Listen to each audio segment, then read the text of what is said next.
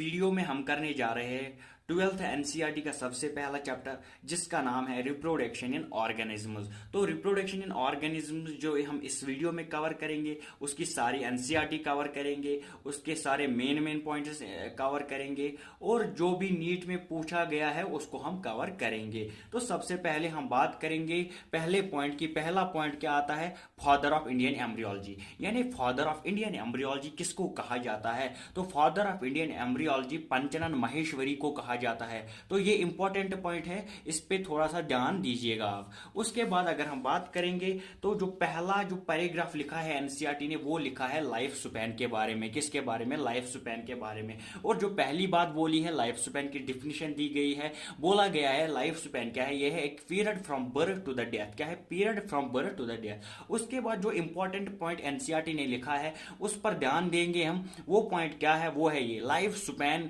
Size पे depend नहीं करती है। यानी लाइफ स्पैन और साइज का आपस में कोई लेना देना है ही नहीं। क्योंकि एक एग्जांपल के तौर पर हम समझेंगे। एग्जांपल क्या है? क्रो की एग्जांपल दी गई है और पैरट की एग्जांपल दी गई है। तो अगर हम क्रो की बात करेंगे तो क्रो और पैरोट का साइज जो है वो ऑलमोस्ट सेम ही है, साइज इनका सेम है। तो लेकिन अगर हम लाइफ स्पैन की बात करेंगे, क्रो की जो लाइफ स्पैन है वो 15 ईयर्स है और पैरोट का जो है वो 140 ईयर्स है। तो लाइफ स्पैन में बहुत ज्यादा अंतर है। लेकिन अगर हम बात करेंगे साइज की, साइज ऑलमोस्ट सेम है। इसलिए बोला गया है कि life span is not related to size. यानी लाइफ स्पैन और साइज का कोई लेना देना नहीं है। उसके बाद जो अगला इंपॉर्टेंट पॉइंट लिखा गया है वो लिखा गया है नो इंडिविजुअल इज इमॉर्टल।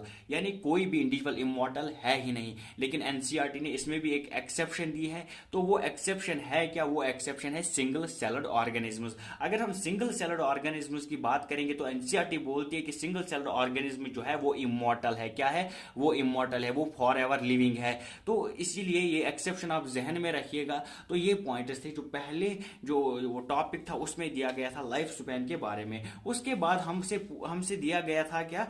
कुछ लाइफ स्पैन्स थे कुछ एनिमल्स के, कुछ लाइफ स्पैन्स थे कुछ एनिमल्स। इसमें पूछा जा सकता है, वो आप खुद भी चेक करना। तो यहां से भी हम देखेंगे तो एलिफेंट का सबसे पहले देखेंगे कितना लाइफ स्पैन है, 60 to 90 ईयर्स है। ये था एलिफेंट का। उसके बाद अगर हम बात करेंगे बटरफ्लाई की तो बटरफ्लाई का क्या है? 1 to 2 वीक्स है बटरफ्लाई का। क्रो की बात करेंगे 15 ईयर्स है। पैरट की बात करेंगे 140 ईयर्स है। क्रोकोडाइल की बात करेंगे 60 ईयर्स है। टॉर्टाइज की बात करेंगे 100 से 150 ईयर्स की लाइफ स्पैन है। और जो फ्रूट फ्लाई में इंपॉर्टेंट याद रखना है फ्रूट फ्लाई को, क्योंकि इसमें जो लाइफ स्पैन दिया गया है वो 30 डेज दिया गया है। और जो बनियान ट्री है उसका दिया गया है 200 ईयर्स। तो ये चीजें आपको याद रखनी है। तो उसके बाद चलते हैं सीधे एसेक्सुअल रिप्रोडक्शन पे। किस पे चलेंगे? एसेक्सुअल रिप्रोडक्शन पे। देखते हैं पहले कौन कौन से पॉइंट्स दिए गए हैं। तो एसेक्सुअल रिप्रोडक्शन में क्या बोला गया है? सिंगल पेरेंट इन्वॉल्व होता है एसेक्सुअल रिप्रोडक्शन में। यानी इसमें दो अपोजिट सेक्सेस नहीं होते हैं, खाली सिंगल पेरेंट इन्वॉल्व होता है। और जो ऑफस्प्रिंग होता है उसके लिए एक टर्म दी गई है, उस टर्म को हम बोलते हैं क्लोन। क्या बोलते हैं? क्लोन। ये इंपॉर्टेंट टर्म है, ये याद रखनी है। ये कौन सी टर्म है? क्लोन किसको बोलते हैं? ये बोलते हैं मॉर्फोलॉजिकली और जेनेटिकली सिमिलर ऑर्गेनिजम्स को। किसको? मॉर्फोलॉजिकली जो सिमिलर होंगे और जो जेनेटिकली भी सिमिलर होगी। तो क्लोन क्या है? क्लोन है offspring of the asexual reproduction. तो उसके बाद कुछ और पॉइंट्स दिए गए, यानी कि यीस्ट में जो होता है वो बडिंग होती है और जो एमोबा और पैरामीशियम में होती है वो बाइनरी फिजन होती है। तो ये थी थोड़ी सी इंफॉर्मेशन जो एनसीईआरटी ने दी थी अबाउट द एसेक्सुअल रिप्रोडक्शन। उसके बाद एसेक्सुअल रिप्रोडक्शन के बारे में और पॉइंट्स दिए गए हैं। एसेक्सुअल रिप्रोडक्टिव स्ट्रक्चर्स के बारे में बात की गई है। तो एसेक्सुअल रिप्रोडक्टिव स्ट्रक्चर्स की अगर हम बात करेंगे देखेंगे तो जूस्पोर्स, क्लैमिडोमोनास। तो ये है क्या? तो अगर हम क्लैमिडोमोनास की बात करेंगे तो उसमें जूस्पोर्स कौन है? Asexual reproductive structure. अगर हम पेनिसिलियम की बात करेंगे, पेनिसिलियम में क्या है? कोनिडिया। अगर हम हाइड्रा की बात करेंगे, हाइड्रा में बर्ड्स है। अगर हम स्पॉन्ज की बात करेंगे, स्पॉन्ज में जेमियलुस है। तो जेमियलुस की अगर हम बात करेंगे तो जेमियलुस भी एक बर्ड है, लेकिन ये इंटरनल बर्ड है, लेकिन बर्डिंग में आता है, ये बर्ड में आता है। तो ये फिर से हम देखेंगे क्लैमिडोमोनास में जूस्पोर्स, पेनिसिलियम में कोनिडिया, हाइड्रा में बर्ड्स और स्पॉन्ज में जेम्यूलस। उसके बाद एनसीईआरटी ने थोड़ा सा पैराग्राफ लिखा है किसके बारे में? एमोबा के बारे में लिखा है। तो हम वो देखेंगे वो क्या लिखा है एनसीईआरटी ने। तो एमोबा के बारे में बोलती है एनसीईआरटी कि अगर अनफेवरेबल कंडीशंस एमोबा को आएंगी, किसको? अगर अनफेवरेबल कंडीशंस एमोबा को आएगी तो सबसे पहले एमोबा क्या करेगा? Withdraw pseudopodia. एमोबा विड्रा करेगा सीडोपोडिया को।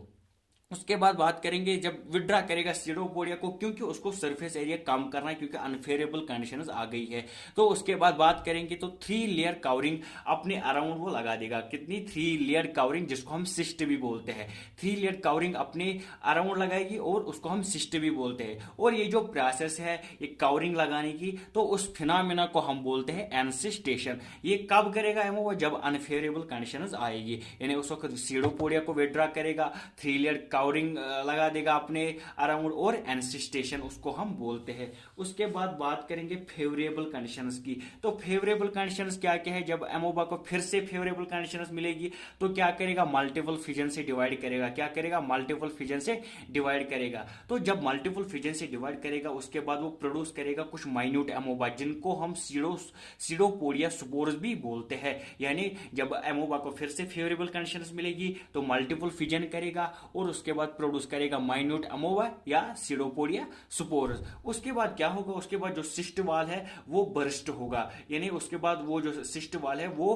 तोड़ देगा, वो यानी कि वो तोड़ देगा। उसके बाद जो वो स्पोर्स है वो बाहर आ जाएंगे, सराउंडिंग में आ जाएंगे और वो ग्रो करेंगे as a new amoeba, as a new amoeba. तो उस प्रोसेस को हम बोलते हैं सुपोरिलेशन। क्या बोलते हैं? सुपोरिलेशन बोलते हैं उस प्रोसेस को। ये फेवरेबल कंडीशन में करेगा। इंपॉर्टेंट पॉइंट याद यहां पे रखना है कि मल्टीपल फिजन से डिवाइड करेगा फेवरेबल कंडीशन में। उसके बाद हम बात करेंगे वेजिटेटिव प्रोपेगुलस की। तो वेजिटेटिव प्रोपेगुलस के बारे में अगर हम देखेंगे तो ये है वेजिटेटिव प्रोपेगुलस, यानी पोटैटो में कौन है वेजिटेटिव प्रोपेगुलस? आईएस है। जिंजर और बनाना में कौन है? राइजोम है। एगे में है बुलविल, ब्रायोफाइलम है लीफ बर्ड्स और वाटर हायासिंथ में है ऑफसेट। ये है वेजिटेटिव प्रोपेगुलस। पोटैटो में आइज, जिंजर बनाना में राइजोम, एगे में बुलविल, ब्रायोफाइलम में लीफ बर्ड्स और वाटर हायासिंथ में ऑफसेट है। उसके बाद एनसीईआरटी ने थोड़ा सा 1-2 लाइन में लिखा है फ्रेगमेंटेशन को, हम भी उतना ही देखेंगे यहाँ पे फ्रेगमेंटेशन के बारे में। तो फ्रेगमेंटेशन है क्या? फ्रेगमेंटेशन है एसेक्सुअल रिप्रोडक्शन। क्या है? फ्रेगमेंटेशन है एसेक्सुअल रिप्रोडक्शन। इसमें क्या है? बॉडी ब्रेक होती है पार्ट्स में और वो पार्ट्स रिग्रो करते हैं, उसके बाद उसी को हम फ्रेगमेंटेशन बोलते हैं। और इसकी एग्जांपल क्या है? इसकी एग्जांपल है हाइड्रा। हाइड्रा इसकी एग्जांपल है, ये बात याद रखनी है। उसके बाद बात करेंगे वाटर हायासिंथ की। किसकी? Water hyacinth. वाटर हायासिंथ को हम क्या बोलते हैं? इकॉर्निया क्रेसिपस भी बोलते हैं। इसको हम इकॉर्निया क्रेसिपस भी बोलते हैं, या टेरर ऑफ बंगाल भी इसको हम बोलते हैं। क्या बोलते हैं? Terror of Bengal. एक्चुअली जो वाटर हायासिंथ या टेरर ऑफ बंगाल या इकॉर्निया क्रेसिपस जो भी है, ये एक्वेटिक प्लांट है। क्या है? Aquatic plant. और ये इन्वेसिव वीड है। क्या है? Invasive weed. जब ये ग्रो करता है किसी वाटर में तो ये बहुत जल्दी ग्रो करता है, यानी इससे छुटकारा पाना फिर मुश्किल हो जाता है। और ये क्या करता है? जो मेन पॉइंट है, क्या करता है? ये वाटर में से ऑक्सीजन को ड्रेन करता है, यानी कि ये वाटर में से ऑक्सीजन को खींचेगा। जब ऑक्सीजन वाटर में नहीं रहेगा तो उससे क्या होगा? उससे डेथ ऑफ द फिशेस, यानी कि फिशेस की डेथ होगी। जो मछलियां वगैरह होगी, जो पानी में रहता होगा, उसकी डेथ होगी वहां पे। तो उसके बाद हम बात करेंगे और एक पॉइंट की, जो एल्गा एंड फंजे है, जो एल्गा एंड फंजे है, जब उनको एडवर्स कंडीशन आती है, जब एल्गा और फंजे को एडवर्स कंडीशन आती है, तो अगर हम कॉमन तौर पर देखेंगे तो वो एसेक्सुअल रिप्रोडक्शन करते हैं। लेकिन जब उनको एडवर्स कंडीशन आती है तो वो सेक्सुअल मेथड की तरफ रुख करते हैं, यानी फिर वो सेक्सुअल मेथड की तरफ रुख करते हैं। ये एल्गा और फंजे में है। किसमें? एल्गा और फंजे। उसके बाद हम बात करेंगे सेक्सुअल रिप्रोडक्शन की। तो सेक्सुअल रिप्रोडक्शन के बारे में क्या बोला जाता है? तो सेक्सुअल रिप्रोडक्शन के बारे में जो वो पहला पॉइंट है वो है शोज वेरिएशन। यानी जैसे अगर हम एसेक्सुअल के बारे में बात करते थे तो जो ऑफस्प्रिंग आता था वो क्लोन आता था। क्या आता था? क्लोन, यानी मॉर्फोलॉजिकली एंड जेनेटिकली सिमिलर आता था। लेकिन सेक्सुअल में अगर हम बात करेंगे ये वेरिएशन दिखाता था। यहां पर एग्जैक्ट कॉपी ना आइडेंटिकल आता है, ना एग्जैक्ट कॉपी आता है, ना क्लोन आता है, यहां पर वेरिएशन आती है। उसके बाद बात करेंगे सेक्सुअल रिप्रोडक्शन के दूसरे पॉइंट की, वो है इलॉबरेट प्रोसेस है, कॉम्प्लेक्स प्रोसेस है, स्लो प्रोसेस है। अगर हम एसेक्सुअल को मुकाबले में रखेंगे तो जो सेक्सुअल रिप्रोडक्शन है वो इलॉबरेट प्रोसेस है, कॉम्प्लेक्स प्रोसेस और बहुत ज्यादा स्लो प्रोसेस है। और इसमें होता क्या है? इसमें होता है फ्यूजन ऑफ गैमेट्स होते हैं इसमें। किसमें? सेक्सुअल रिप्रोडक्शन में। उसके बाद कुछ फेजेस हैं उनकी हम बात करेंगे। वो फेजेस क्या है जो एनसीईआरटी ने दिए हैं? पहला फेज जो है वो है ग्रोथ फेज, यानी कि जिसमें ग्रोथ होती है, उस फेज को हम बोलते हैं जुवेनाइल फेज। क्या बोलते हैं? Juvenile phase. अगर हम प्लांट के ग्रोथ की बात करेंगे तो उसको हम बोलते हैं वेजिटेटिव फेज, यानी कि एनिमल्स में बोलते हैं जुवेनाइल फेज, प्लांट्स में बोलते हैं वेजिटेटिव फेज। उसके बाद जब ये ग्रोथ फेज एंड होता है तो शुरू क्या होता है? शुरू होता है रिप्रोडक्टिव फेज। कौन सा फेज? रिप्रोडक्टिव फेज शुरू होता है। तो हमको कैसे पता चलेगा कि प्लांट्स में रिप्रोडक्टिव फेज आया है? तो उसके लिए हम देखेंगे कि अगर प्लांट जो है फ्लावरिंग देता है या नहीं देता है, फ्लावर दे रहा है कि नहीं दे रहा है, तो उससे हमको पता चलेगा कि उसको रिप्रोडक्टिव फेज आया है। तो एंड ऑफ ग्रोथ फेज जो है वो बिगिनिंग करता है किसकी? रिप्रोडक्टिव फेज की। उसके बाद थोड़ा सा और देखेंगे क्या पॉइंट्स लिखे हैं। तो प्लांट्स के बारे में बोला है, प्लांट्स जो है वो एनुअल हो सकते हैं या बाई एनुअल हो सकते हैं। प्लांट्स क्या होते हैं? जो एनुअल प्लांट्स है या बाई एनुअल प्लांट्स है वो क्या होते हैं? वो फेजेज जो है उनको क्लियरली दिखाता है। यानी हम इन प्लांट्स में जो एनुअल प्लांट्स या बाय एनुअल प्लांट्स है इनमें फेजेज जो है वो हम क्लियर देख सकते हैं। क्या देख सकते हैं? क्लियर। चाहे वेजिटेटिव फेज है, चाहे रिप्रोडक्टिव फेज है, चाहे सनसेट फेज है, इन फेजेस को हम एनुअल प्लांट्स और बाय एनुअल प्लांट्स में क्लियर देख सकते हैं। लेकिन मसला कहां पर है? मसला है पेरिनियल प्लांट्स में। तो अगर हम पेरिनियल प्लांट्स की बात करेंगे तो पेरिनियल प्लांट्स में बहुत डिफिकल्ट होता है इन फेजेस को डिफाइन करना। यानी पेरिनियल में हम नहीं बोल सकते हैं कि कौन सा वेजिटेटिव फेज आ रहा है, कब रिप्रोडक्टिव फेज आ रहा है, कब सेनेसेंट फेज आ रहा है। तो इसमें मुश्किल होता है, इसमें पेरिनियल प्लांट्स में बहुत मुश्किल होता है। उसके बाद एनसीईआरटी ने बहुत इंपॉर्टेंट पैराग्राफ दिया है, उसकी तरफ हम देखेंगे। वो पैराग्राफ में क्या बोला है एनसीईआरटी ने? तो अनयूजुअल फ्लावरिंग होती है, बहुत सारे प्लांट्स में अनयूजुअल फ्लावरिंग होती है। यानी अगर हम बात करेंगे बैम्बो की, तो bamboo once in a life time, life में खाली एक बार, यानी 100 या 50 ईयर्स में जो है वो एक बार क्या देता है? वो एक बार फ्लावरिंग देता है और उसके बाद वो डाई हो जाता है। क्या हो जाता है? उसकी डेथ हो जाती है। किसकी? बैम्बो की। और अगर हम दूसरे की बात करेंगे सिट्रोबिलंथस कुंथियाना, किसकी? सिट्रोबिलंथस कुंथियाना, यानी जिसको हम बोलते हैं नीला कुरंजी भी हम उसको बोलते हैं। तो जो नीला कुरंजी है ये भी 12 साल में एक बार फ्लावरिंग देता है, 12 साल में खाली एक बार। और लास्ट में जो इसने फ्लावरिंग दी है वो 2018 में इसने दी है। तो ये इंपॉर्टेंट पैराग्राफ बनता है, इसके ऊपर आप नजर जरूर बना के रखिएगा। उसके बाद हम थोड़ा सा और आगे देखेंगे एनसीईआरटी में लिखा क्या है। तो बर्ड्स के बारे में थोड़ा सा लिखा है। बर्ड्स के बारे में क्या लिखा है? बोला है जो बर्ड्स नेचर में रहते हैं और कैप्टिविटी में रहते हैं उनमें फर्क है। क्या फर्क है? तो जो नेचर में रहते हैं वो सीजनली एग्स ले करते हैं। क्या? जो नेचर में रहते हैं वो सीजनली एग्स ले करते हैं, और जो कैप्टिविटी में है उनको हम through out the year eggs ले करवाते हैं। यानी जो कैप्टिविटी में है और रहते हैं, यानी कि पोल्ट्री में रहते हैं, उनको हम through out the year eggs ले कराते हैं। इसीलिए ये पॉइंट लिखा गया है आखिर में कि जो एग लेइंग है वो रिप्रोडक्शन पे डिपेंड नहीं करता है। क्योंकि अगर हम देखेंगे तो कैप्टिविटी में जो होते हैं वो through out the year eggs देते हैं, लेकिन जो ये सीजनली होते हैं वो क्या करते हैं? वो एक सीजन में एग्स देते हैं। इसीलिए रिप्रोडक्शन लेइंग एग्स पे डिपेंड नहीं करता है। उसके बाद कुछ साइक्लिक चेंजेस आती है, मैमल्स में आम ज्यादा तौर पे आती है। तो आपने देखा होगा, आपने समझा होगा वो चेंजेस क्या है। वो रिप्रोडक्टिव फेजेस में वो चेंजेस आती है।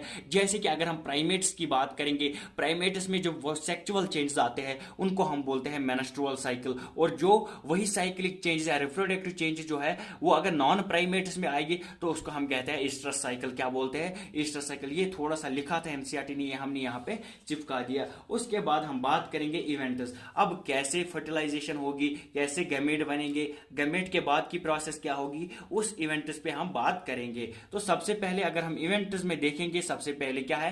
प्री फर्टिलाइजेशन इवेंट है। क्या है? प्री फर्टिलाइजेशन इवेंट है। प्री फर्टिलाइजेशन इवेंट में आता है क्या है? इसमें वो इवेंट्स आते हैं बिफोर द फ्यूजन। कौन से इवेंट्स? जो बिफोर द फ्यूजन होते हैं, यानी कि फ्यूजन से पहले जो भी इवेंट्स होते हैं वो प्री फर्टिलाइजेशन इवेंट में आते हैं। वो इवेंट्स कौन कौन है? वो इवेंट्स है गैमेटोजेनेसिस है और गैमीट ट्रांसफर है। यानी गैमेटोजेनेसिस एंड गैमीट ट्रांसफर जो है ये दो इवेंट जो है ये प्री फर्टिलाइजेशन इवेंट में आते हैं। उसके बाद हम बात करेंगे सबसे पहले इवेंट की जो है गैमीटोजेनेसिस। क्या है? गैमीटोजेनेसिस।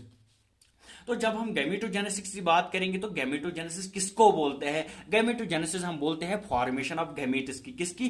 Formation of gametes. और एक बात इंपॉर्टेंट है, याद रखना, हमेशा के लिए याद रखना, जो भी गैमेट्स होते हैं वो हैप्लॉइड होते हैं, गैमेट्स डिप्लॉइड होते ही नहीं है, गैमेट्स हैप्लॉइड होते हैं। अब गैमेट्स के टाइप्स थोड़ा सा बहुत एनसीईआरटी ने छेड़ा है तो हमने भी यहाँ पे उसको चिपका दिया। तो टाइप्स के बारे में बोलता है कि जो आइसोगैमेट्स होते हैं, क्या होते हैं? आइसोगैमेट्स या होमोगैमेट्स, वो गैमेट्स जिसको हम डिस्टिंग्विश नहीं कर पाते कि मेल कौन है फीमेल कौन है, यानी वो सिमिलर दिखते हैं। तो आइसोगैमेट्स या होमोगैमेट्स में जो एग्जांपल है वो है क्लैडोफोरा। या क्लैडोफोरा किसकी है? एल्गा की।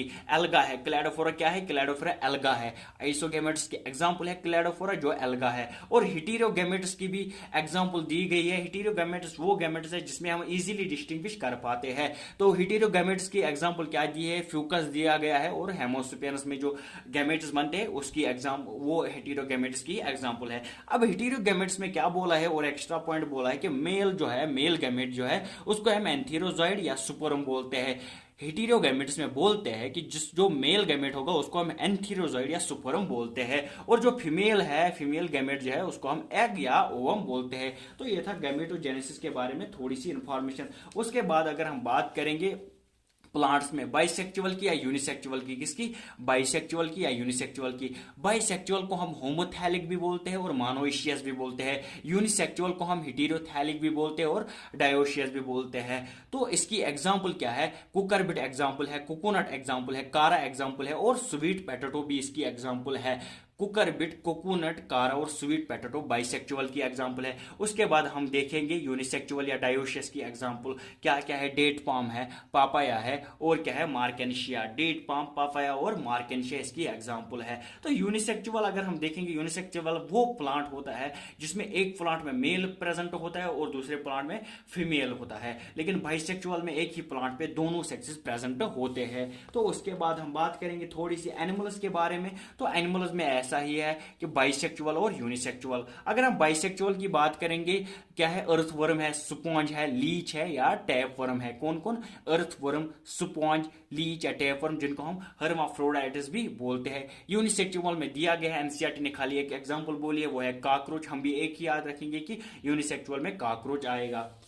उसके बाद बात करेंगे टेबल 1.1 की। टेबल 1.1 को आप देखना खुद एनसीईआरटी से इस टेबल को चेक करना, क्योंकि मैंने उसमें कुछ ही लिए हैं जो इंपॉर्टेंट है, जो पूछे जा सकते हैं, उनको मैंने लिया है। लेकिन आप फुल टेबल देख लेना, एनसीईआरटी में दिया गया है टेबल 1.1। तो इसमें बोला जाता है कि मियोसाइट में जो है वो क्रोमोसोम का नंबर क्या रहेगा और जो क्रोमोसोम नंबर है गैमेट में वो क्या रहेगा। तो पहले हम ह्यूमन बींग्स की बात करेंगे। जो मियोसाइट में नंबर रहेगा वो क्या रहेगा? 46। और जो क्रोमोसोम नंबर गैमेट में रहेगा वो रहेगा 23। फ्रूट फ्लाई का 8 रहेगा इसमें और 4 रहेगा गैमेट में। ऑफियोग्लासम जो एक फर्न है उसका रहेगा 1260 इसमें और 630 रहेगा गैमेट में। मेज में 20 रहेगा मियोसाइट में और 10 रहेगा गैमेट में। ओनियन का 60 रहेगा मियोसाइट में और 8 क्या रहेगा? 8 रहेगा गैमेट में। तो इस टेबल पर थोड़ी सी नजर बना के रखना और एनसीईआरटी से भी ये टेबल को चेक करना जरूरी। उसके बाद चलेंगे सीधे गैमेट ट्रांसफर पे। तो गैमेट ट्रांसफर में क्या याद रखना है? खाली ये पॉइंट याद रखना है, जो मेल होता है वो मोटाइल होता है और जो फीमेल होता है वो स्टेशनरी होता है। यानी मेल है मोटाइल और फीमेल है स्टेशनरी। बाकी एक्सेप्शन कुछ केसेस में है, वो हम आगे भी देख सकते हैं। तो उसके बाद अगर हम बात करेंगे एल्गा, ब्रेयो, टेरिडोफाइट की, तो क्या बोलते हैं कि जो एक्सटर्नल फर्टिलाइजेशन होगी उसमें किसी मीडियम की जरूरत होती है। अगर हम एल्गा, ब्रेयो या टेरिडोफाइटा की बात करेंगे तो उसका मीडियम जो है वो है वाटर। क्या है? उसका मीडियम है वाटर। लेकिन अगर हम सीड प्लांट्स में बात करेंगे, सीड प्लांट्स में जो मेल है, मेल को कौन ले जाता है? पॉलन ग्रेन ले जाता है। और फीमेल को कौन ले जाता है? फीमेल को ओव्यूल में लिया जाता है। तो ये याद रखना, ये मीडियम है एक तरह का, यानी कि पॉलन ग्रेन मेल का मीडियम है, ओव्यूल जो है वो फीमेल का मीडियम है। तो एल्गा, ब्रेयो, टेरिडो में क्या है? मीडियम वाटर है। उसके बाद चलते हैं फर्टिलाइजेशन पे। फर्टिलाइजेशन की बात करेंगे, क्या है कि दो गैमेट मिलते हैं, यानी मेल गैमेट मिला, फीमेल गैमेट मिला, दोनों मिले, कंबाइन किया और क्या बनाया? जाइगोट बनाया। उसको हम बोलते हैं फर्टिलाइजेशन। क्या बोलते हैं? फर्टिलाइजेशन। लेकिन फर्टिलाइजेशन में एक इंपॉर्टेंट पॉइंट याद रखना है, वो क्या बोला है? वो पार्थेनोजेनेसिस के बारे में बोला है। पार्थेनोजेनेसिस हम किसको बोलते हैं? पार्थेनोजेनेसिस बोलते हैं वो डेवलपमेंट को जो विदाउट फर्टिलाइजेशन होगी, यानी ऑफस्प्रिंग्स बनते हैं विदाउट फर्टिलाइजेशन बनते हैं। एग्जांपल्स क्या है? रोटिफोरा रोटिफोर्स है, हॉनी बीज है, सम लिजार्ड्स है और टर्की जो बर्ड एक है उसकी एग्जांपल दी गई है। इन एग्जांपल्स को फिर से देखेंगे, इनको याद जरूरी करना है। कौन कौन से एग्जांपल है? पार्थेनोजेनेसिस में रोटिफोर्स है, हॉनी बीज है, लिजार्ड्स है और टर्की बर्ड जो है वो है। उसके बाद फर्टिलाइजेशन में दिया गया है एक्सटर्नल फर्टिलाइजेशन के बारे में और इंटरनल फर्टिलाइजेशन के बारे में। जो एक्सटर्नल फर्टिलाइजेशन होता है वो क्या होता है? वो बॉडी से बाहर होती है। जो इंटरनल फर्टिलाइजेशन होगी वो बॉडी के अंदर होगी। तो एक्सटर्नल फर्टिलाइजेशन कहाँ ज्यादातर किन में होती है? एक्वेटिक में होती है। किन में? एक्वेटिक एनिमल्स में होती है। और जिन या एक्वेटिक ऑर्गेनिज्म में होती है उनमें क्या क्या आएगा? एल्गा आएगा, फिशेज आएगी और एम्फीबियंस आएगी। क्या क्या? एल्गा, फिशेज, एम्फीबियंस, इनमें होती है एक्सटर्नल फर्टिलाइजेशन। इंटरनल फर्टिलाइजेशन जो होती है वो टेरेस्ट्रियल जो ऑर्गेनिज्म है उनमें होगी। किन में? टेरेस्ट्रियल ऑर्गेनिज्म में। चाहे हायर प्लांट्स की बात करेंगे, हायर एनिमल्स की बात करेंगे। लेकिन जो एक्सटर्नल फर्टिलाइजेशन है इसका एक थोड़ा सा ड्रॉबैक है या डिसएडवांटेज हम जिसको बोलेंगे वो क्या है? जो एक्सटर्नल में ही क्या बनता है? ऑफ स्प्रिंग्स बनता है। तो उसको क्या होता है? उसको प्रीडेटर का बहुत खतरा रहता है, इसीलिए ये थोड़ा सा कम सेफ है as compare to internal fertilisation. उसके बाद हम बात करेंगे पोस्ट फर्टिलाइजेशन इवेंट्स की। किसकी बात करेंगे? Post fertilisation events. जब जाइगोट बनेगा, फर्टिलाइजेशन के बाद जब जाइगोट बनेगा, जाइगोट के बाद जो भी इवेंट्स होंगे उनको हम बोलेंगे पोस्ट फर्टिलाइजेशन इवेंट्स। तो पोस्ट फर्टिलाइजेशन इवेंट्स में क्या क्या आएगा वो हम आगे देखेंगे। लेकिन इसमें एक इंपॉर्टेंट पॉइंट याद रखना है, जो फंजी और एल्गे का जाइगोट होता है, जो फंजी और एल्गे का जाइगोट होता है वो क्या बनाता है? वो बनाता है थिक वॉल। क्योंकि वो एक्सटर्नल फर्टिलाइजेशन में आएगा तो थिक वॉल इसलिए बनाता है ताकि वो रेजिस्टेंट करे खुद को किससे? डेसिकेशन या डैमेज से खुद को बचा पाए। इसीलिए जो फंजी और एल्गे का जो जाइगोट है वो थिक वॉल बनाता है। उसके बाद बात करेंगे एम्ब्रियोजेनेसिस की। किसकी बात करेंगे? एम्ब्रियोजेनेसिस की। तो एम्ब्रियोजेनेसिस में क्या आता है? एम्ब्रियोजेनेसिस में जब जाइगोट बनता है तो जाइगोट के बाद क्या होता है? जाइगोट सेल डिवीजन करता है और सेल डिफरेंशिएशन करता है। क्या करता है? सेल डिवीजन और सेल डिफरेंशिएशन। सेल डिवीजन क्या करता है? माइटोसिस करता है। क्या करता है? माइटोसिस। जिसकी वजह से क्या होता है?